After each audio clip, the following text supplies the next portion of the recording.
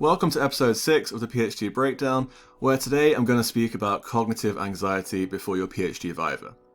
Now, I've already covered somatic anxiety, and I will do plenty more videos in relation to a PhD viva, so if you are interested in this, please subscribe to the channel. Okay, so what is cognitive anxiety? I'll show you a few common symptoms now, and they all relate to a viva.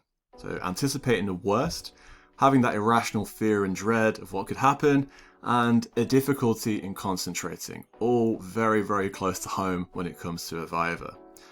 And just like somatic anxiety, you need to realize that nerves are normal, it's okay to be nervous, and it's not about truly eradicating all these feelings, it's about reducing this anxiety. So I'm going to go through a few pieces of advice here on how you can reduce cognitive anxiety. And my first piece of advice is to prepare. That sounds really obvious, but you might not have looked at your PhD thesis for quite some time, and it's really important that you go through some of the main parts of it. You don't have to read all of it, because that would take forever, but I do recommend that you go through your papers again, which you've published, because you will get asked questions such as, well, why did you choose to study this? Why did you do that? And if you haven't looked at that paper for a year or two, it could be difficult to answer that really clearly. In a similar vein, check the methodology of those papers, because again, you could be asked, why did you measure this, or why didn't you measure that?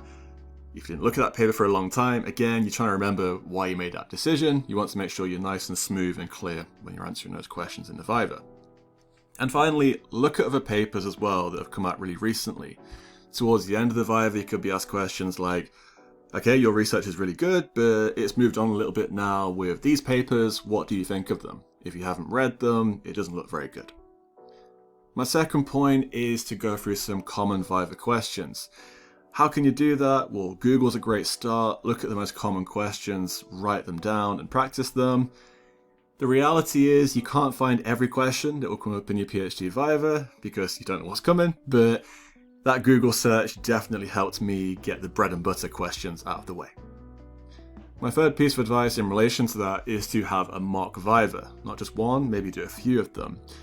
And people will say you can't replicate a viva, you can't replicate the pressure and the nerves, and I agree with that, but it's a bit like a penalty shootout. You can't replicate the pressure of taking a penalty in front of 90,000 people, but you can still practice penalties in training. And when it comes to a PhD viva, I think a lot of people are nervous because it's like anything. If you haven't done something before, you don't know what to expect. It's stepping into the unknown. And what you need to do is get to know the unknown and find a few ways to do that. So have a mock viva in different ways. You could rehearse by yourself, do the whole process alone. You could practice it with PhD colleagues, or if your supervisor has time and is willing to help you with this, you can practice some of the questions and answers with them as well. I also recommend that you go on YouTube. There are plenty of vivas that you can watch, so at least you know what a viva looks like. And also have conversations with people that have done their viva. So ask simple questions like, how did you prepare? Or how did you feel? Were you nervous? And just get a few stories from different people and learn from their experience.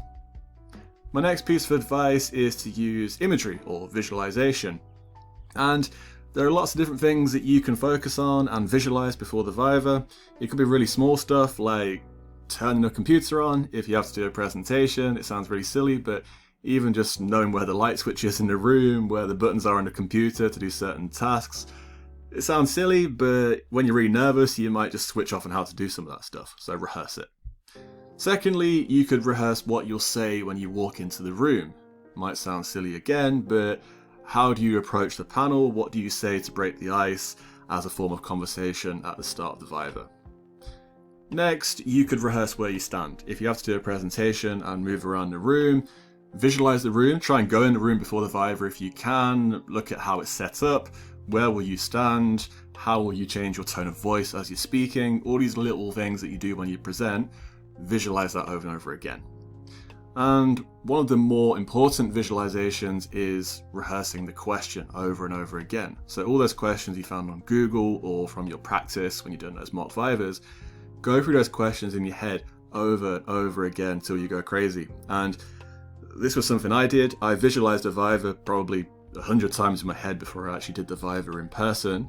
And that was just something I did alone. But you may wish, if you want to spend a bit of money, get a session with a psychologist. They can really help you prepare, and it could be worth that 50 quid if it settles your nerves.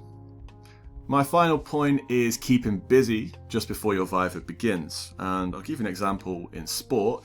Mike Tyson was really good at building cognitive anxiety in his opponents. How did he do that? Well, he's a great fighter, of course, but he would come into the ring with this monotone, ominous music, and he wouldn't wear a robe. He wasn't a showman, he just came in, pair of shorts, ready to fight you. And normally Mike Tyson was the second person to come into the ring. So the person who's walked in first has got 5-10 minutes stood there by themselves, waiting for Mike Tyson to come in and bash their head in.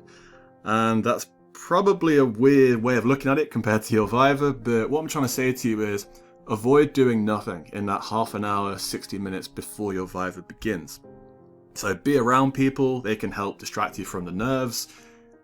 Do that final preparation, go through your notes, maybe listen to some music, watch some motivational videos. Whatever it is, just before the Viva starts, keep your mind busy. Don't just stand still and look at the wall. You'll get really, really nervous. Okay, I'm going to finish off now with the PhD breakdown. First of all, preparation is not a short process. I don't need to tell you that. If you've got 4 weeks to prepare for the Viva, use the 4 weeks. What I would say though is a Viva isn't as terrifying as you think it may be. It's easy for me to say that because I've done my Viva now, but it really isn't that bad because it's your day, it's your research, it's a celebration of your work for the past 3 or 4 years. So cherish that day. You will be nervous, but honestly, once the Viva begins, after a couple of minutes, those nerves will go away. Okay, thank you for watching this video, and I'll speak to you again soon.